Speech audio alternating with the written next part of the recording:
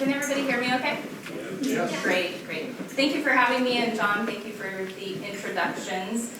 When I walked in this evening, Lori says, so have you ever been a keynote speaker before? Well, no. She says, that's a really big deal. Great. I hope I live up to all of your expectations. I told myself a keynote speaker is just a slightly longer talk than everyone else. So I do have cue cards here for myself. I hope I don't get lost, but bear with me. I am passionate about education. I'm a civil engineer. I'm not a teacher.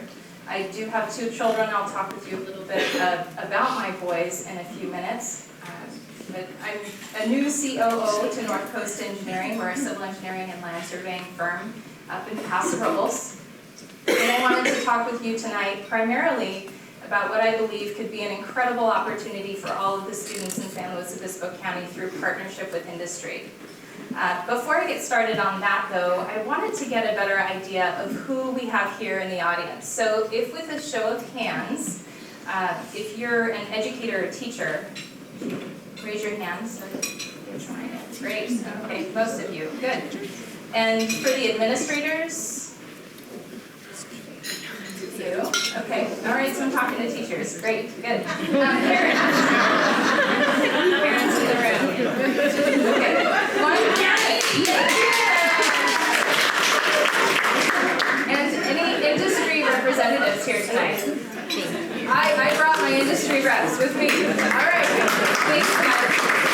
Okay. Good. This is my husband. So this is my beautiful family here. David, my husband, I met him at Cal Poly freshman year during the week of welcome. David, yes, we're college sweethearts. David graduated from Cal Poly also in 1999 with a BS in computer science, and he works for Amazon. And how many of you knew that Amazon had an office right here in San Luis Obispo? They do, and they're growing. So if you know people in the IT world, give them a call because they are hiring. So my husband is the most amazing, most supportive man and an incredible father. He didn't pay me to say that. I believe that from the bottom of my heart, and I couldn't be nearly as successful as I am without his love and support and dedication. Our boys there, they're 15 and 13, and they attend school in Templeton, the middle school and high school. Yes, some of you recognize these two. But they couldn't be more different as children. Their interests are different, the way that they learn is different, and it caused me to evaluate motherhood and teaching in a different way because they're so extremely different. They both need love and support, of course, and they both need opportunities and doors open for them, but in a different way because they have different interests. My 15-year-old sophomore, he's an engineer. Not my kind of engineering, because I'm a civil engineer and he's not going to do what mom does, of course. But he loves to build, he loves to tinker. He's a dreamer. His 8th grade year at Templeton Middle School, he was offered an opportunity to take 9th grade math at the same time he was taking 9th grade math, or 8th grade math, rather. And this was an opportunity that was offered by the district through an online, self-driven program. And he and very few other students accomplished this. But as a result, he was able to finish his prerequisites early, take advanced 1 year in math, and as a sophomore, enter an engineering class that's typically reserved only for juniors and seniors. So that was a pretty big deal for him, and he was super excited about that because the big project in this engineering class is the Maker's Fair project. It's completely self-driven. The students are required to select their project, get that approved, design, develop concepts, procure all of their materials, construct, test, and then move into an operations phase. And he was most excited about this project that he was going to work on all year. And he's been successful. This is a drift trick. It's not quite done yet. But he's super thrilled about this project and what he's accomplished. And along the way, and this is the biggest thing for me as a mom, seeing him grow through this process, along the way, he had to do things that were rather uncomfortable. He had to pick up the phone and call a complete stranger and say, hey, my name is, I'm doing this project, and I'd like you to donate some steel. Or, hey, my name is, and I'm doing this project, and I need tires. So he was able to approach a challenge, struggle a little bit. Some people said, no, I'm sorry, I can't help you. Others donated parts to his project. So through this exercise, he was able to accomplish those things and grow as an individual and make the next phone call with more confidence and maybe a better script, right? So that was super exciting for him, and now he's spinning in circles in our backyard. This is our 13-year-old, completely different boy in every way. This young man loves animals.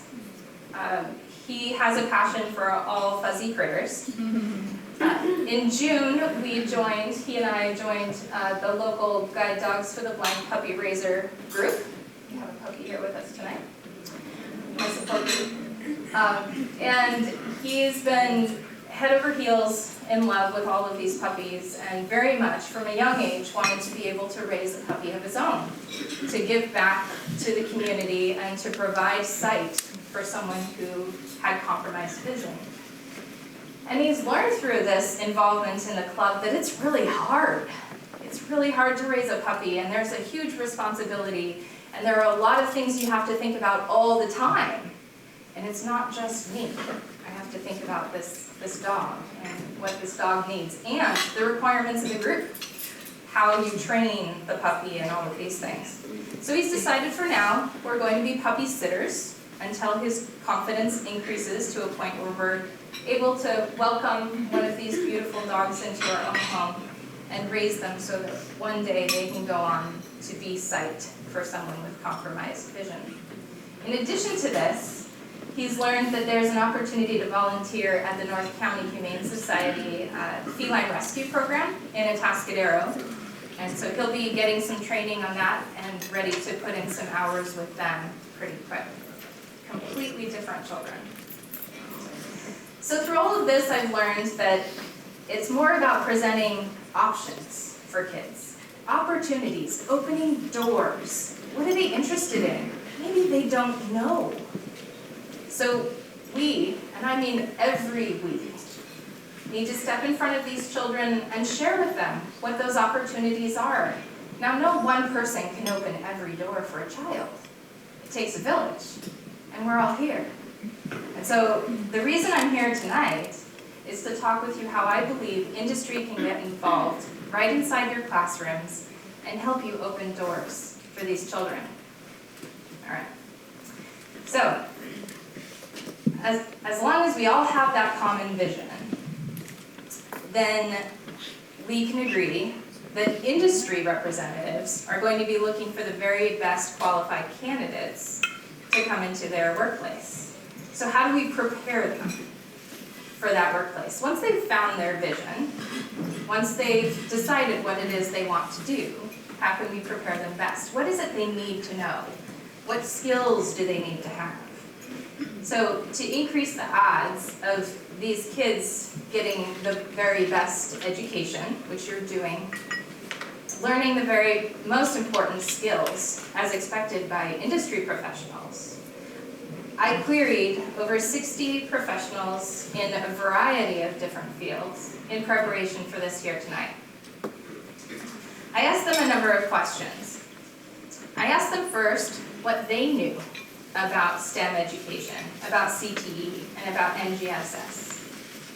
I then asked that they give me their opinion about what they felt were the most important skills for children to learn or to develop through education, through the middle school years as well as through the high school years.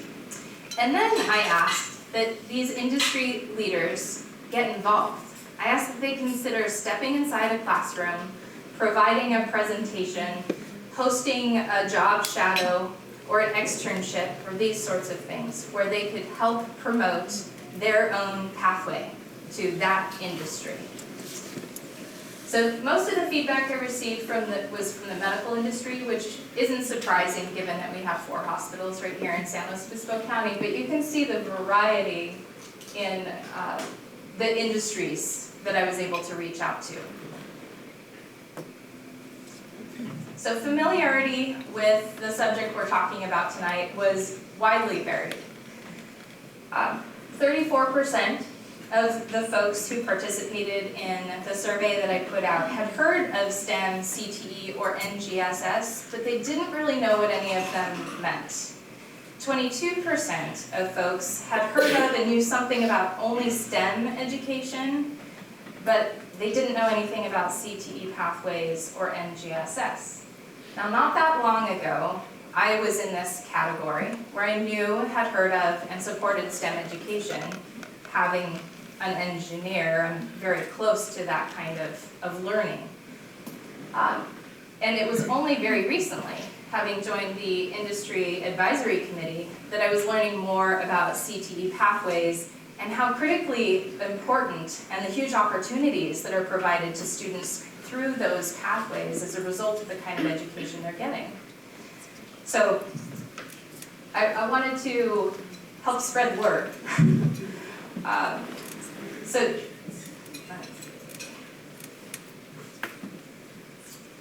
I asked that industry professionals give me their opinion with ranked importance, a list of skills that I provided to them. And the ranking was from unimportant to extremely important.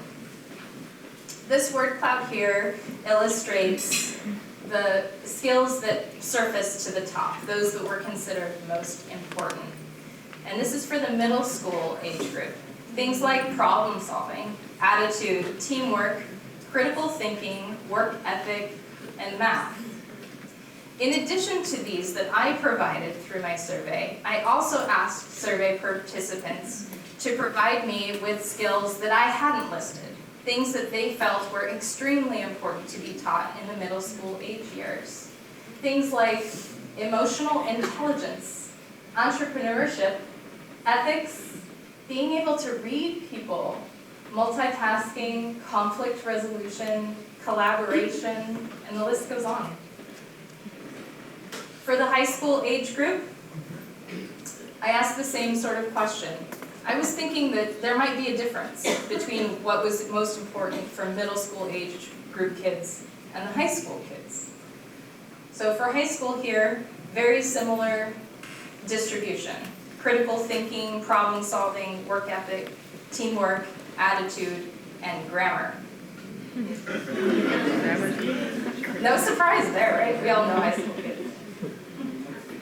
So in addition, the skills that were added to the survey by these survey participants were things like common sense, self-reflection, social connectivity, attention to detail, social media citizenship, personal growth, and verbal communication, among others.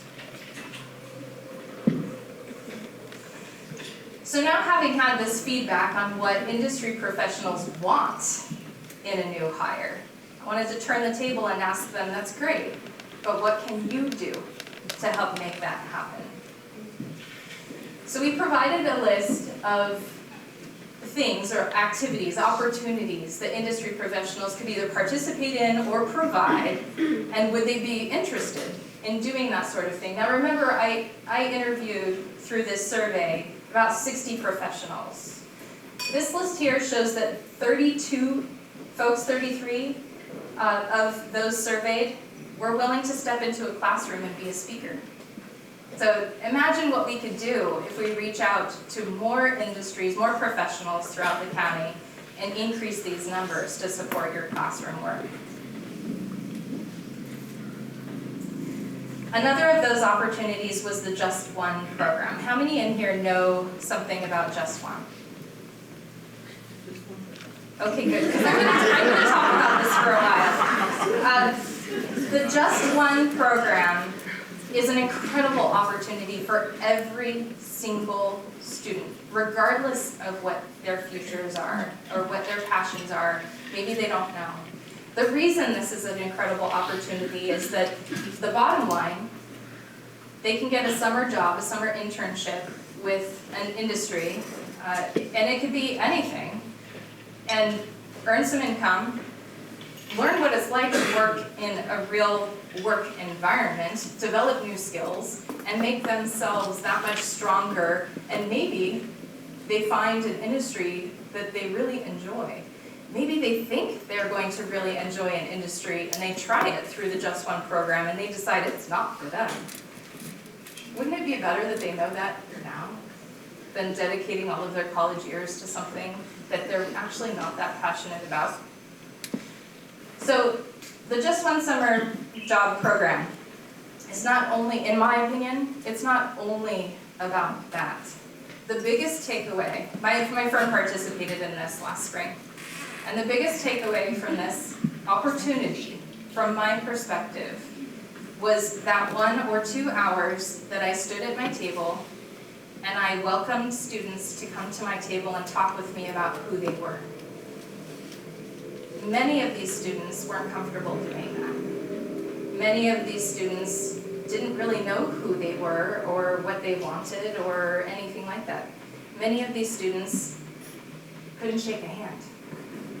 Many of these students couldn't make eye contact or introduce themselves in a clear and concise way. Many of these students didn't know what they had written on their own resumes, yet they handed them to me. So this opportunity is perfect for every single student because it will prepare them for their first job interview, the real one, the one that matters. It's a safe environment for every student to meet with any number of industry professionals they choose. Maybe they only go to one table, maybe they go to all 30. And it's a growing event. Last year, there were about 100 businesses that participated throughout the county. They're looking to grow the event, and they're reaching out to businesses right now to do that. So I can't recommend it more. We hired a student last summer, and it was an excellent experience. I mean, aside from all of that, just getting through the interviews and being able to interact with students, provide real-time feedback, and make them more comfortable in their own skin. We hired this young gentleman, a junior from Atascadero High School. We had one task for this student in our office, and it was to take a fairly sizable database, 37 years worth of all of our projects, our project data. We wanted to migrate all of this data from one software that we were phasing out into a new piece of software that would then interact with Google Earth. So we're civil engineers. We could do this if we spent enough time doing it, but we're very busy. And it seemed like a perfect opportunity to bring a young student into our office, working in an office environment surrounded by professional civil engineers and land surveyors. Maybe teach him to draft, which we did. And he gets the experience and the know-how of migrating a database from one piece of software to another and coding to get it to talk to Google Earth. And this was a huge thing for our company because now we have an interactive Google Earth map that has pins at every location we've ever done work. That's pretty cool. In 37 years. So it's a marketing tool for us, and it's a way that we can much more efficiently zoom in to what other work we've done in a certain area if we're looking at a new job. So he has saved us a tremendous amount of time. Just in what he thought was no big deal. You know, he's just working with databases and copying and pasting, but no, this was so much more than that. So this young man got to work in an office environment with civil engineers and land surveyors. He learned all of this new software. He had to collaborate with other people in the office. He had to be patient because his questions were not always answered instantly. And nothing gets solved with the click of a button. Nothing. Please tell your students that. In problem solving, his coding did not work the first time, nor did it work the second time. But he couldn't give up because he had a job to deliver, and he did, successfully.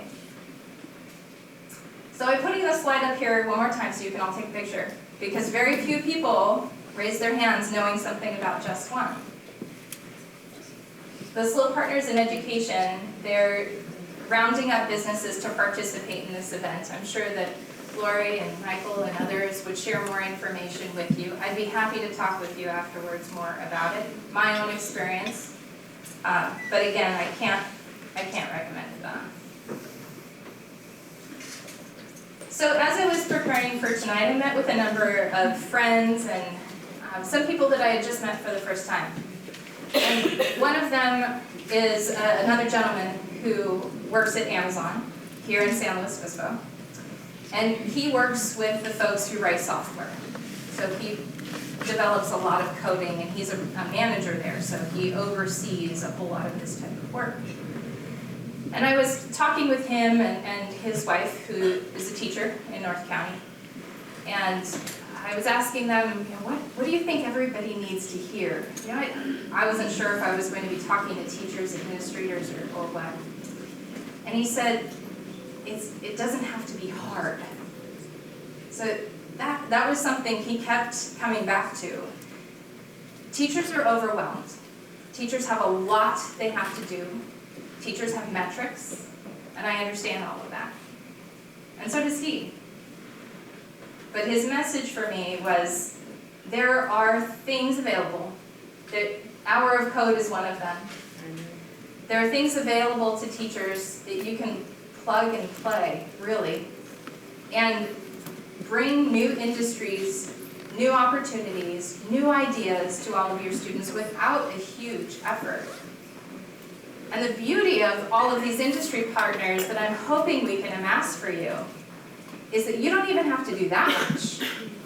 You can bring an industry professional into your classroom, which he has done for a number of classrooms, and they will plug and play. And you get to learn right alongside your students. Or maybe you can grade papers, but I hope that you would learn right alongside your students. How many of you know that next week is National Engineers Week? Oh, well it is. Next week, National Engineers Week.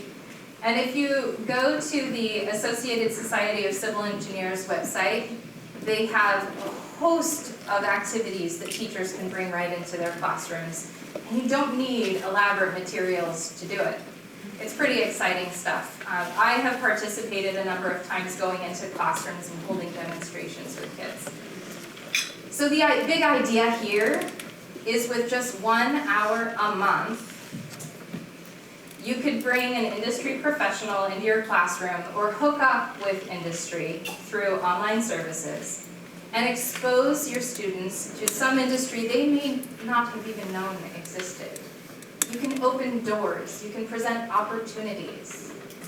And the more opportunities, the more people, teachers, we have doing this sort of thing, the more ideas we can spark in these children's minds. So, employers are looking for the most well-rounded individuals. They're looking for candidates who can think outside the box. They're looking for candidates who can make eye contact, speak confidently, be patient. For all of the teachers in the room, I'd like you to know that you're not alone, and we're gathering up industry folks to come and support you. Okay. I didn't put my number on this slide, but I'll give it to you if you come and see me afterwards. To the administrators in the room, I would ask that you return to your places of work and you spread the word. You tell your fellow administrators, you tell the teachers, you tell the counselors, you talk with parents, and share with them these opportunities that I've talked with you about tonight. They're all here, they're available, and we should be taking advantage of it. These students deserve those opportunities. For the parents in the room, and I'm looking at you.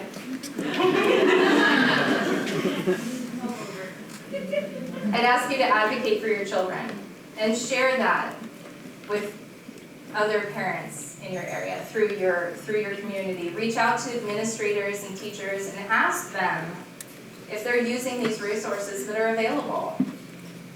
If you're in industry, thank you for being here tonight. And I'd ask you to get involved, although I know you already are. So with that, I thank you for your attention. Thank you.